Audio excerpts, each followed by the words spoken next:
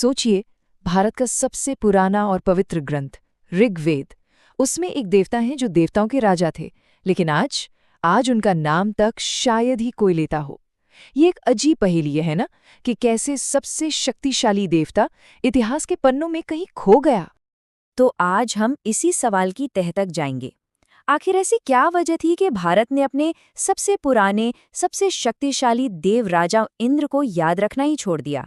चलिए इस रहस्य को सुलझाने की कोशिश करते हैं।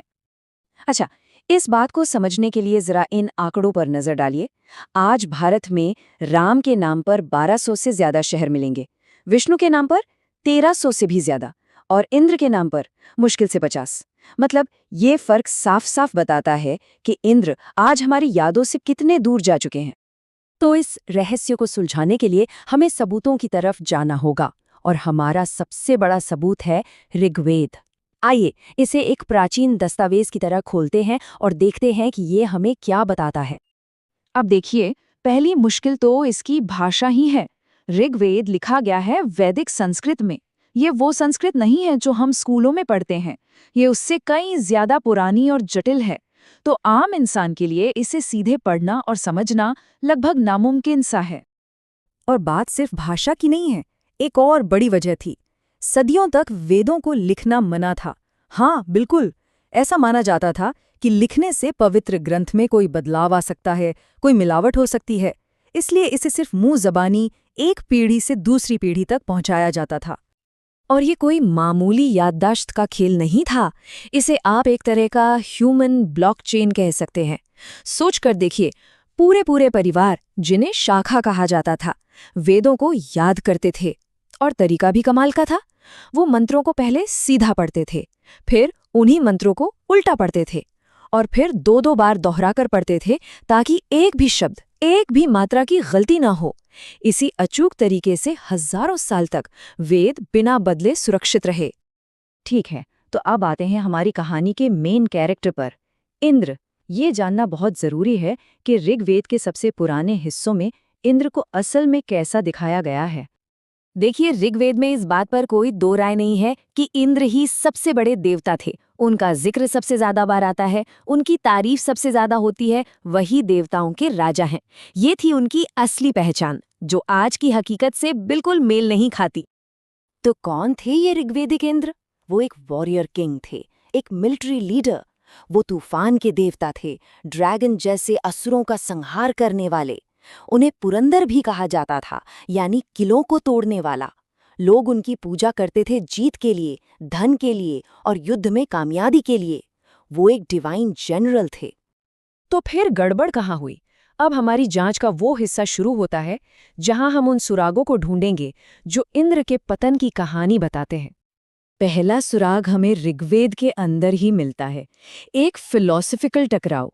एक तरफ थे इंद्र, जिन्हें अंगिरस ऋषि मानते थे। वो एक्शन, साहस और जीत के प्रतीक थे, देवों के प्रतिनिधि। और दूसरी तरफ थे वरुण, जिन्हें भृगु ऋषि मानते थे। वो ब्रह्मांड के नियमों के रक्षक थे, शांत, एक जज की तरह। ये दो बिल्कुल अलग अलग विचारधाराएं थीं जो एक ही समय में मौजूद थीं। दूसरा सुराग हमें मिलता है खुद ऋग्वेद के बदलते हुए रूप में। अगर आप इसके सबसे पुराने हिस्से यानी मंडल 6, 3 और 7 को देखें तो पूरा फोकस इंद्र, युद्ध और जीत पर है। लेकिन जैसे जैसे हम बाद के मंडलों, खासकर पहले और 10वें मंडल तक पहुंचते हैं, सवाल बदलने लगते हैं। अब बात युद्ध की नहीं, बल्कि सृष्टि कैसे बनी, चेतना क्या है, इन जैसे गहरे दार्शनिक सवालों की होने लगती है। मतलब सोच का दायरा बदल रहा था। और तीसरा और शायद सबसे बड़ा सुराग मिलता है बाद के ग्रंथों में, जैसे पुराणों में। यहाँ तो एक तरह से इंद्र का पूरा कैरेक्टर ही बदल दिया गया। उन्हें अहल्या को धोखा देते हुए दिखाया गया। जिन ऋषियों ने कभी उनकी पूजा की, उन्हीं से उन्हें श्राप मिला। कृष्ण ने गोवर्धन पर्वत उठाकर उनका घमंड तोड़ दिया। जैन धर्म में उन्हें एक मामूली सेवक बना दिया गया। मतलब एक सिस्टमैटिक तरीके से उनकी इमेज को कमजोर किया गया। तो अब इन सारे सुरागों को जोड़कर देखते हैं। इस रहस्य का हल ये नहीं है कि इंद्र को खत्म कर दिया गया, नहीं। हल ये है कि उन्हें एक नए सिस्टम में, एक नए आध्यात्मिक ढांचे में एब्जॉर्ब कर लिया गया। उनकी जगह नए देवताओं ने ले ली। इस प्रोसेस को कहते हैं आत्मसात्करण या एसिमिलेशन। ये वो तरीका है जहां अलग-अलग लोकल या आदिवासी परंपराओं के देवताओं को पहले से मौजूद वैदिक देवताओं के साथ मिला दिया जाता था। इससे नए, ज्यादा कॉम्प्लेक्स भगवान बनते थे जो पुराने वालों की जगह ले लेते थे। और इसी प्रक्रिया का नतीजा था त्रिमूर्ति का उदय, यानी ब्रह्मा, विष्णु और शिव। जैसे जैसे समाज बदला, नई मान्यताएं और नए लोग इसमें जुड़े, तो ये नए भगवान ज्यादा महत्वपूर्ण हो गए और इंद्र धीरे धीरे पीछे छूटते गए।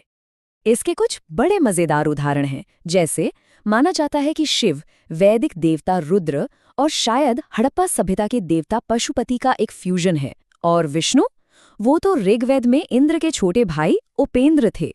बाद में उनका विलय वासुदेव नाम के एक कबीलाई देवता से हुआ, और कृष्ण का वो शक्तिशाली रूप सामने आया जिसे हम आज जानते हैं। तो आखिर में हम किस नतीजे पर पहुंचते हैं? इंद्र की कहानी सिर्फ एक भूले बिसरे देवता की कहानी नहीं है, इसमें आज के लिए भी एक बहुत गहरा सबक छिपा है। असल में भारत ने एक बहुत ही खूबसूरत चुनाव किया। उसने जीत और युद्ध की संस्कृति को स्वीकार करने और शांति की संस्कृति में बदल दिया। एक ऐसी संस्कृति बनाई जहां दुश्मनों को भी खत्म नहीं किया जाता, बल्कि अपने अंदर समा लिया जाता है, उन्हें भी आत्मसात कर लिया जाता है। लेकिन इसका ये मतलब नहीं कि इंद्र की विरासत में कुछ भी अच्छा नहीं था। उनकी जो वो प्योर विल पावर थी, जो ये मानती थी कि सब कुछ माया नहीं है, बल्कि आप यूनिवर्स को चैलेंज करके जीत सकते हैं, उस आत्मविश्वास को, उस सकारात्मक ऊर्जा को आज फिर से समझने की जरूरत है। और यहीं पर एक आखिरी सवाल के साथ रुकते हैं। आज की दुनिया में जहां हम सब शांति और एक दूसरे को स्वीकार करने की बात करते हैं, वहां जीतने की, कुछ बड़ा बनाने की और सबसे महान बनने की उस बुनियादी इच्छा की क्या जगह है? ये वो सवाल है जो इंद्र की ये प्राचीन कहानी आज हमारे सामने रखती है।